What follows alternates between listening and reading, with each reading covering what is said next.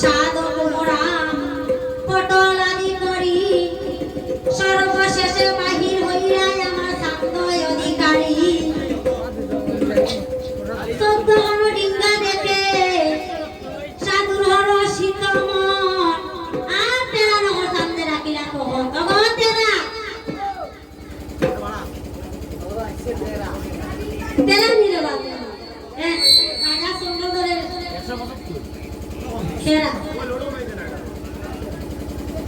বাসাও তেরা আগে রোলা না তোমার মতো জন্মগত তেরা না রে বাবা একটু বড় বড় তেরা ওগো তেরা তুমি মানুষ তেরা না মানুষ শুনে আছো নাম তোমার তেরা ও আমার হুনার ঘোষ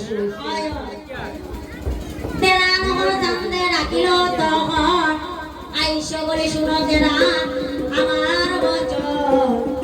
শুনো কাকে বলো গিয়া গো করিতে রন্ধন বাণিজ্যে যাইবা সাধু আমার দক্ষিণ পাটয় জ্ঞাতি জন্ময়া সাধু বলে আমার করিবা পূজন তেরা গিয়া জানাইল শুনকার সদগ শুনাই তোমার কাছে একটা দায়িত্ব রান্নায় আলা করে রান্না করতে পারবাই না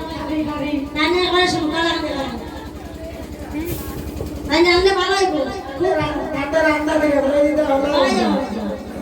তেরা আসি জানাইল শুনকার সদগ শীঘ্র গতি অগ শুনাই তুমি কর রন্ধন বাণিজ্যে যাইবা সাধু আমার ওই দক্ষিণ পাটন জ্ঞাতি জময়া সাধু আজ করিবা পূজন করিয়া সাধু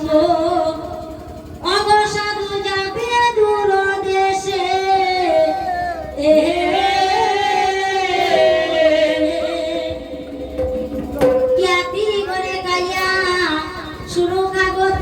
প্রশংসিবে